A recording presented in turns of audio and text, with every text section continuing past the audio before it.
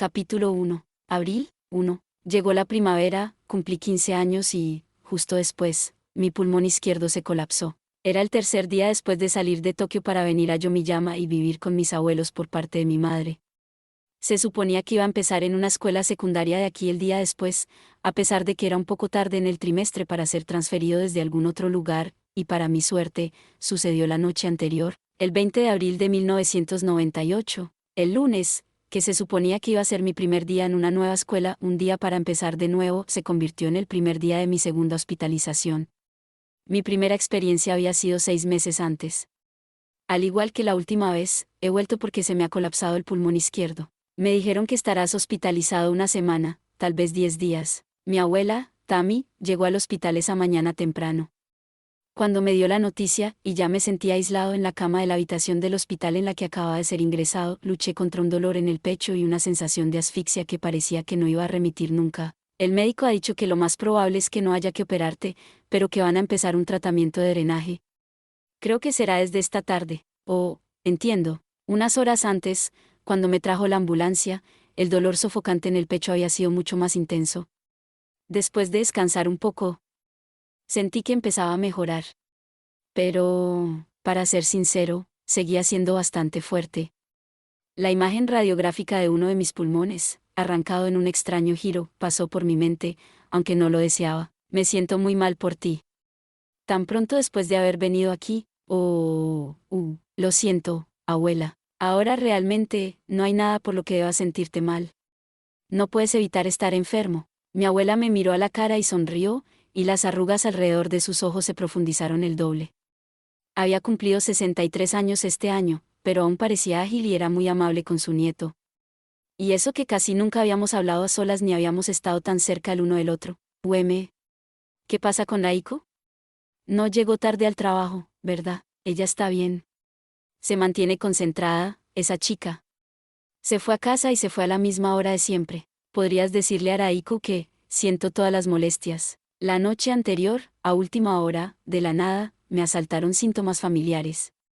Había una inquietante sensación de gorgoteo que provenía del interior de mi pecho, y ese dolor único y punzante, y luego la opresión.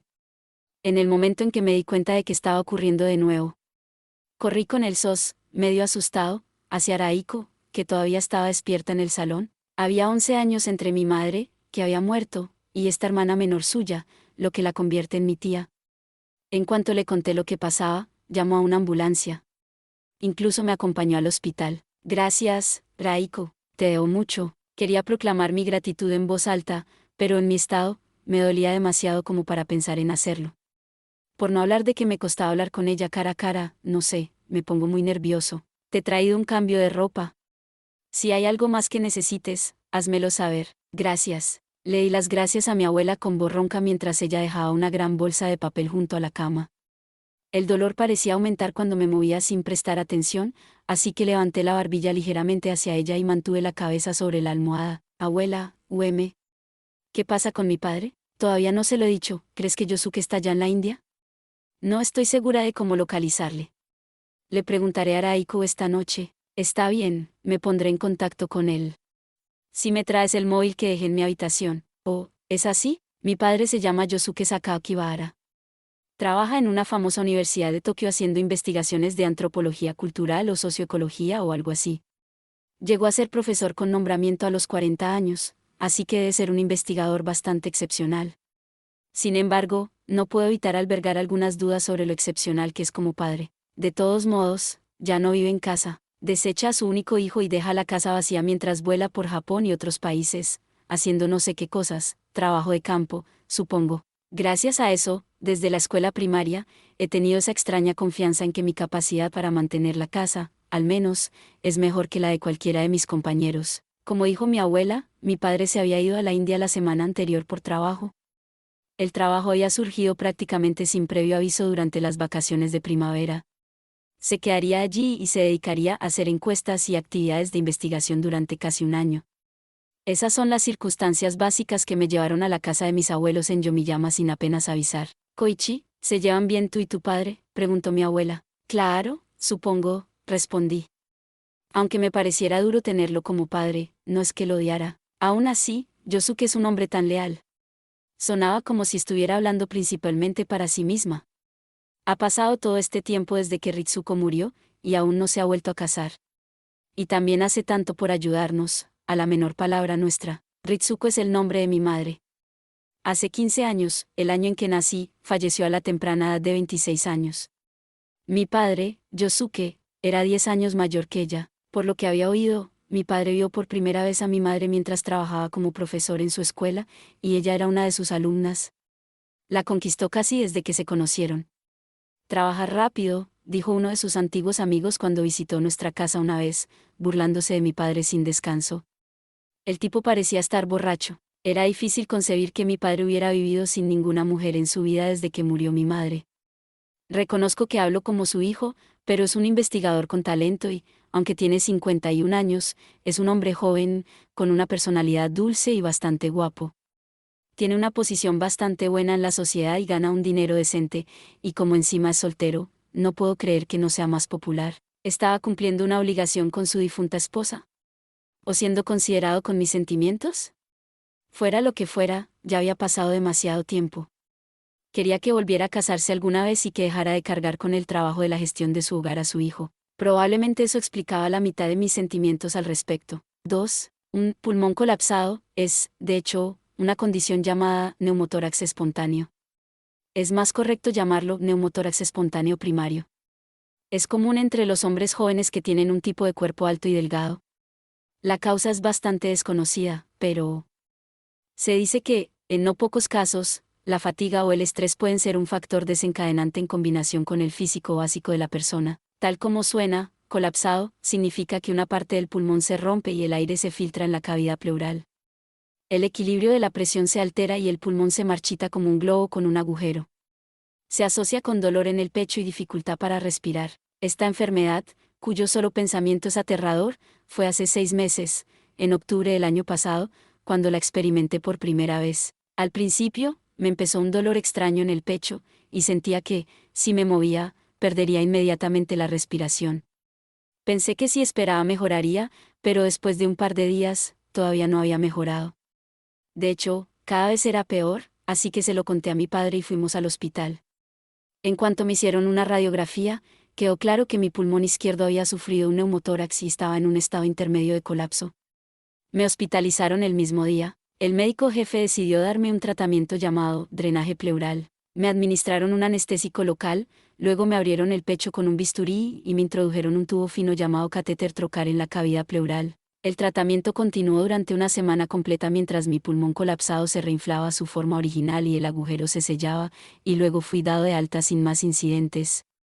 En ese momento, el médico utilizó las palabras recuperación total, pero al mismo tiempo nos dijo, la probabilidad de reincidencia es del 50%. Por aquel entonces, intenté no pensar demasiado en el riesgo que eso suponía. Lo único que hice fue reconocer que, de acuerdo, podría volver a estar así algún día. Pero nunca pensé que me enfrentaría a este miserable destino tan rápidamente y en tan mal momento. Para ser sincero, estaba bastante deprimido. Después de que mi abuela se fuera a casa, a primera hora de la tarde me llamaron a una sala de tratamiento en el departamento de medicina interna, donde comenzaron el drenaje pleural, igual que 6 meses antes. Por suerte, el médico jefe no fue terrible. El dolor había sido increíble cuando me metieron el tubo hace 6 meses, pero esta vez no fue nada malo. Al igual que la última vez, si el aire se escapaba por el tubo y mi pulmón se volvía a inflar y el agujero se cerraba, estaría listo para una liberación bienvenida. Sin embargo, me dijeron que cuando la enfermedad ya ha reaparecido una vez así, el riesgo de otra recaída es aún mayor. Si seguía ocurriendo, tendrían que considerar la posibilidad de operarme. Oír eso me deprimió aún más. Mi abuela volvió a venir esa noche y me trajo el móvil. Pero le contaría a mi padre lo que pasaba por la mañana. Eso fue lo que decidí. No es que apresurarse a decírselo vaya a cambiar nada. Mi estado no ponía en peligro mi vida y no había necesidad de preocuparlo dejándole oír lo débil que era mi voz. El respirador junto a mi cama emitió un suave resoplido, el sonido del aire que succionaba de mi pecho siendo expulsado a través del agua dentro de la máquina. Recordé la etiqueta de advertencia genérica que decía, puede interferir con los dispositivos médicos, y apagué el móvil. Entonces, sintiéndome molesto por el dolor y la opresión familiares, miré por la ventana de mi habitación. Estaba en la sala de hospitalización del hospital municipal, un viejo edificio de 5 plantas. Mi habitación estaba en el cuarto piso. Podía ver puntos nebulosos de iluminación blanca bajo el cielo que se oscurecía. Eran las luces de la ciudad del pequeño pueblo de montaña donde había nacido y crecido Ritsuko, la madre que solo conocía por fotografías. Yomiyama. ¿Cuántas veces he visitado ya esta ciudad? El pensamiento atravesó mi conciencia ociosamente. Solo había unos pocos casos que recordaba. No recuerdo mucho de cuando era pequeño. Tal vez 3 o 4 veces en la escuela primaria. ¿Era la primera vez desde que empezó la escuela media? O tal vez no. Estaba pensando que tal vez no cuando mi mente se detuvo abruptamente. Un ruido profundo surgía de la nada, Se cernía sobre mí, sentía como si me aplastara. Inconscientemente, dejé escapar un pequeño suspiro. El efecto de la anestesia debió desaparecer. La incisión bajo la axila, donde se había introducido el tubo, palpitaba, mezclándose con el siempre presente dolor en el pecho. 3. Mi abuela vino a verme todos los días después de eso. El hospital estaba bastante lejos de casa, pensé, pero ella se reía ligeramente y me decía que no era mucho problema, ya que ella misma conducía. Era una abuela con la que se podía contar. Aunque, probablemente, las cosas en casa se estaban descuidando un poco, y ella debía estar preocupada por mi abuelo, Rai Uhei, que últimamente estaba un poco senil. Me sentí fatal a pesar de todo.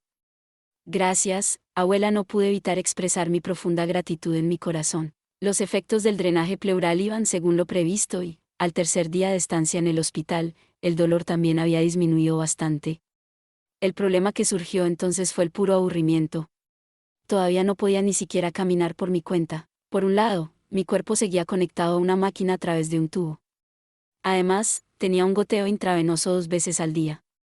Era bastante difícil incluso llegar al baño y, por supuesto, no había podido duchear durante un par de días. Mi habitación era un pequeño cuarto para una persona que incluía un pequeño televisor que funcionaba con monedas, pero, aunque lo encendiera, solo emitían programas aburridos a mitad del día. Debía rendirme y mirarlo de todos modos, o leer uno de los libros que me trajo mi abuela, o escuchar música.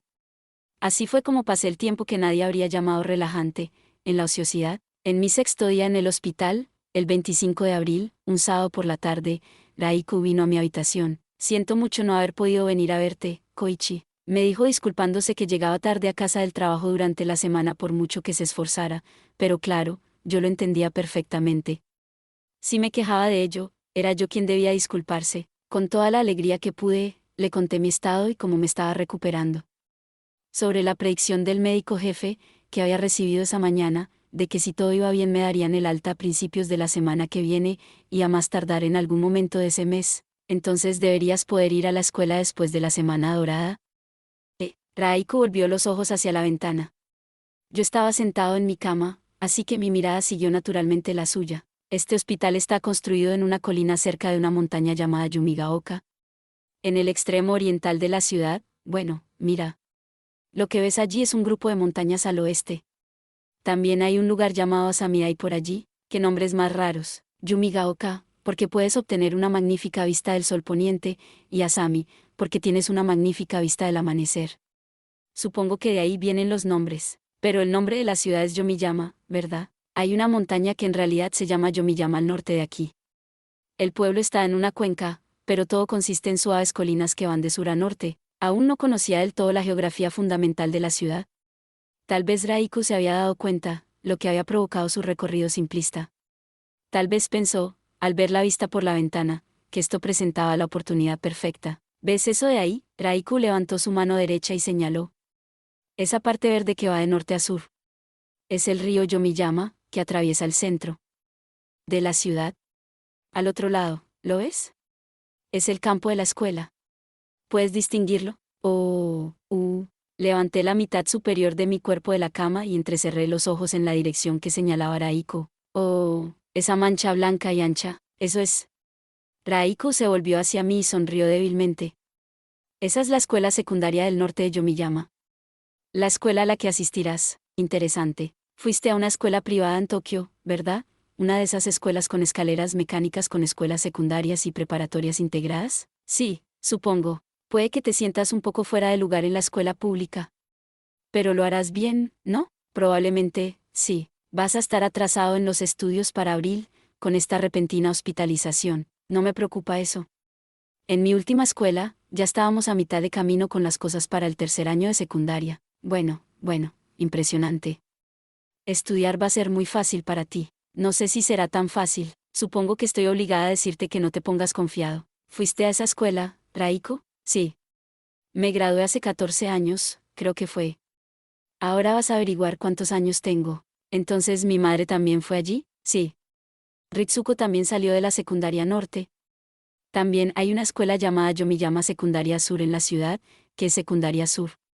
Algunas personas también llaman a la secundaria norte, Youmi del norte. ¿Youmi del norte?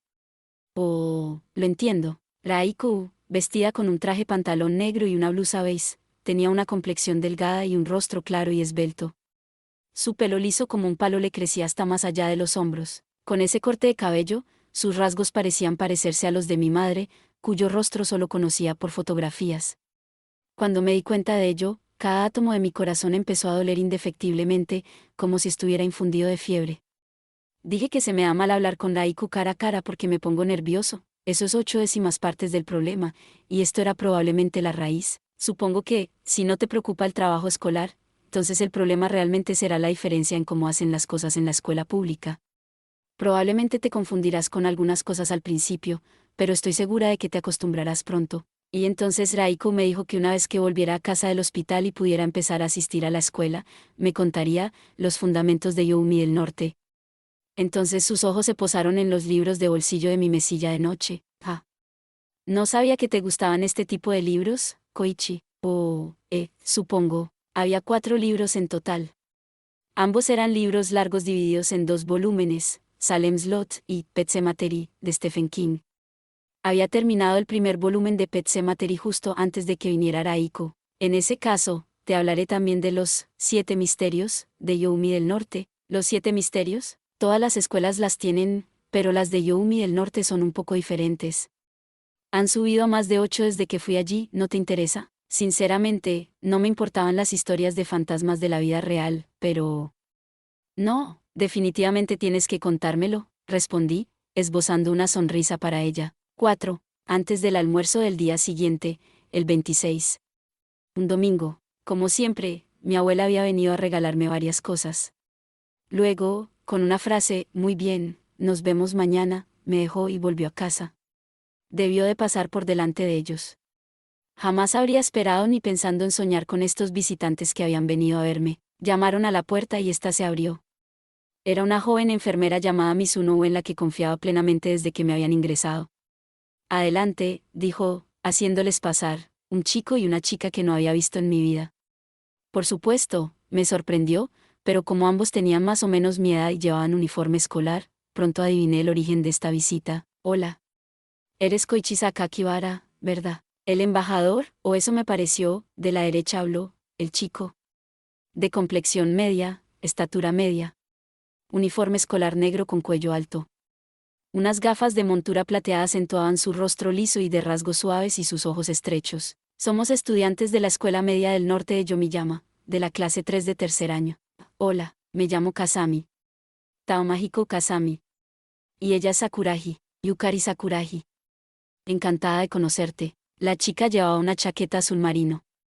Los dos eran uniformes de escuela secundaria completamente corrientes, pero el estilo era totalmente diferente al de la escuela privada a la que había asistido en Tokio. Sakuragi y yo somos los representantes de la clase 3, así que hemos venido en nombre de todos. Desde mi posición en la cama, gruñí, luego la de la cabeza e hice la pregunta más obvia. ¿Por qué están aquí? Te vas a transferir a nuestra escuela, ¿verdad? Preguntó Yukari Sakuragi. Ella también llevaba gafas de montura plateada, al igual que Kasami. Tenía una complexión ligeramente regordeta y un sencillo corte de pelo que le llegaba a los hombros. Se suponía que ibas a empezar el lunes pasado, pero de repente te pusiste enfermo, ¿eso es lo que hemos oído? Así que decidimos visitarte como representantes de la clase. Esto es de parte de todos nosotros. Tenía un ramo de tulipanes de colores. Tulipanes significa consideración o filantropía. Lo supe después, cuando lo busqué. El profesor también preguntó cómo estabas, continuó Tamahiko Kasami. Hemos oído que se trata de una afección pulmonar llamada neumotórax. ¿Estás bien? Oh, sí. Gracias. Mientras respondía, reprimí la sonrisa que se dibujaba en mi rostro. Me había pillado desprevenido su repentina visita, pero también me alegraba de verdad. Además, la forma en que habían llegado era tan pintoresca, casi parecían personajes, representantes de la clase, que se veían en un anime o algo así. Así que eso también me pareció extrañamente divertido. Afortunadamente, supongo que eso es lo que debo decir, incluso en una situación como esta. Me estoy recuperando según lo previsto, así que creo que pronto podrán quitarme el tubo. Eso es un alivio. Qué cosa tan horrible como para que suceda tan repentinamente. Mientras hablaban, los dos emisarios de la clase 3 de tercer año se miraron. Hemos oído que te has mudado aquí desde Tokio, Sakakibara, dijo Sakuragi mientras colocaba los tulipanes en el alféizar de la ventana. Por alguna razón, sonó como si me estuviera tanteando suavemente. Asentí con la cabeza, sí. Estuviste en la escuela media asterisco asterisco asterisco, ¿no es así? Es increíble.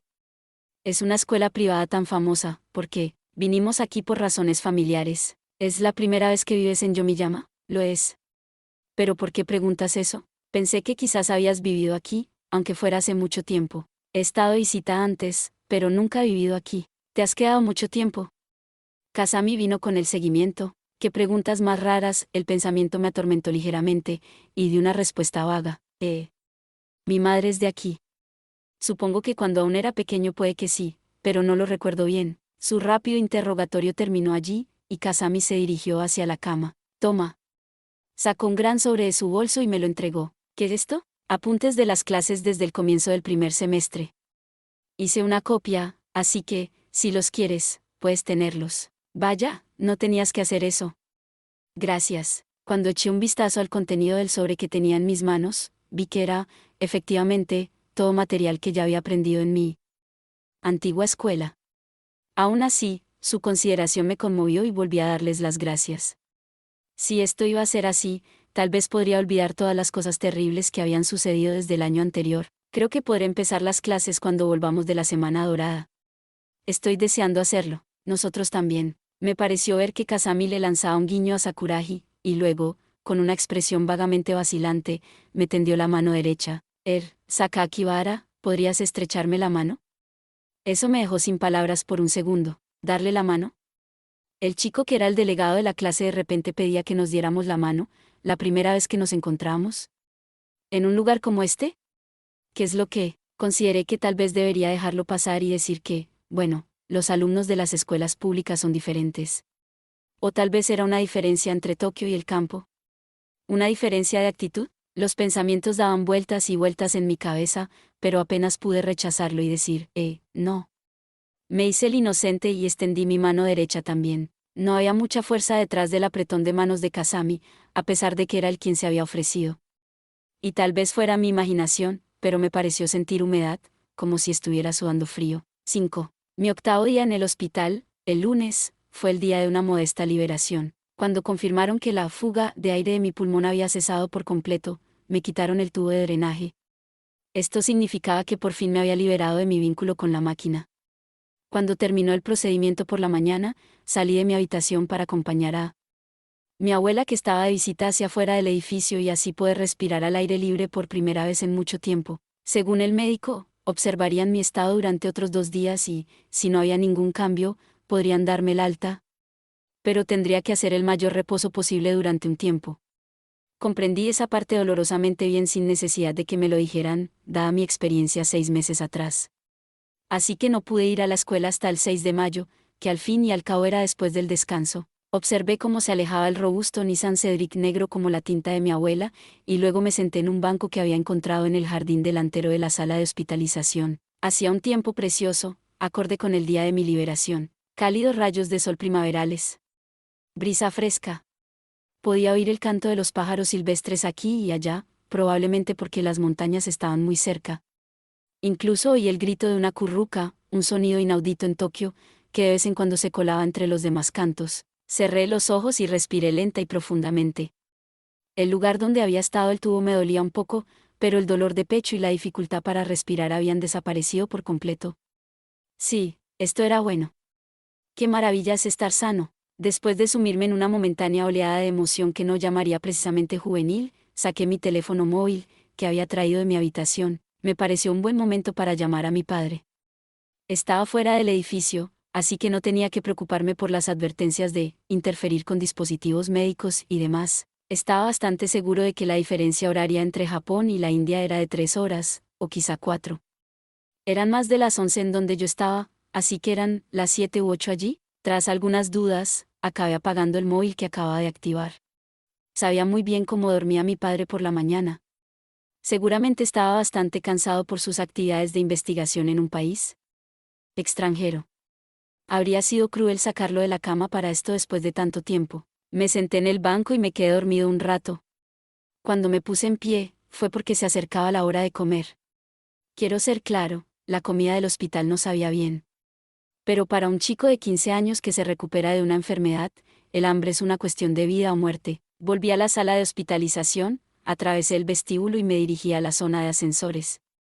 Las puertas de uno de los ascensores empezaban a cerrarse, así que me apresuré a atravesarlas. ¿Ya había alguien en el ascensor? Oh, perdón. Me disculpé con disimulo por mi intromisión.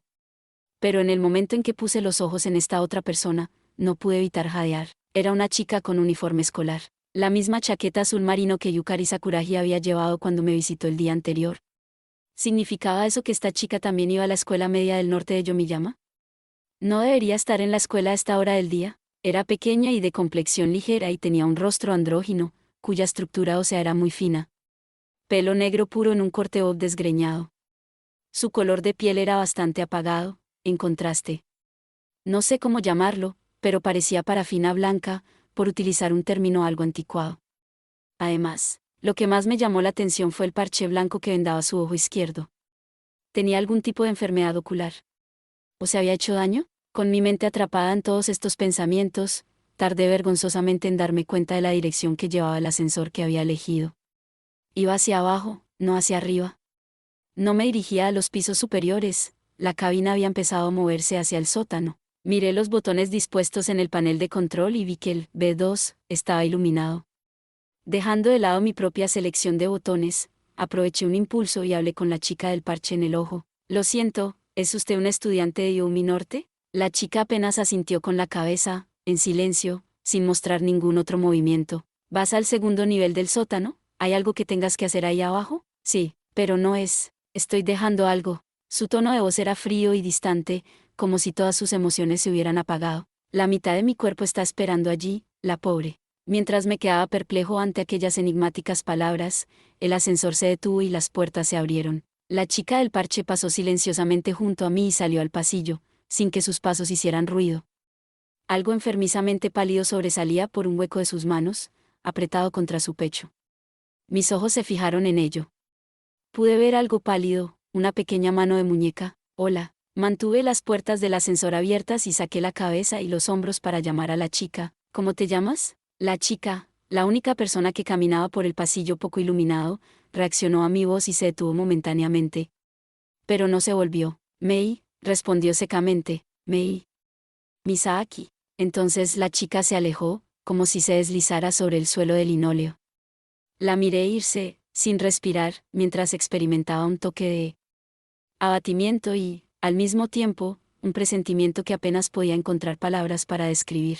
El segundo nivel del sótano de la sala de hospitalización. No creía que hubiera ni siquiera salas de examen o de enfermería en esta planta, y mucho menos habitaciones de pacientes. Era un conocimiento que había absorbido de forma natural mientras estaba hospitalizado. Todo lo que había allí abajo eran las salas de almacenamiento de alimentos, las salas de máquinas y, estaba bastante seguro, la capilla conmemorativa. En cualquier caso, este fue el primer encuentro cercano que compartí con la extraña chica, Mei. Cuando me enteré de que Misaki se escribía con los caracteres de ver los acantilados y Mei era sonido, abril había terminado y mayo apenas había comenzado. Eso es todo por este video. Espero que hayas disfrutado de la narración de esta emocionante novela web o ligera. Si te gustó el video y quieres ver más contenido como este, te invito a que te suscribas y le des me gusta al video. De esta manera, me ayudas a crecer y a seguir compartiendo historias emocionantes contigo. No te pierdas ningún video más. Gracias por tu apoyo.